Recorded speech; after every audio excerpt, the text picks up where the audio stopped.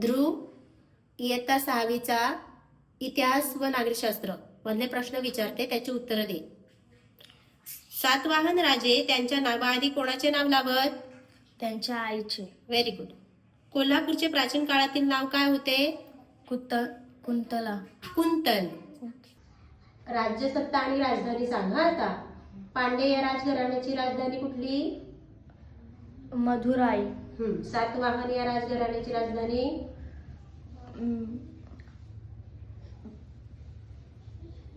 बरोबर आहे. प्रतिष्ठान. चालुक्य राजघराण्याची? वातापी.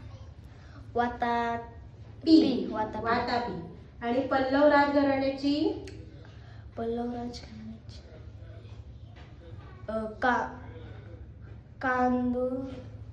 कांचीपुरम.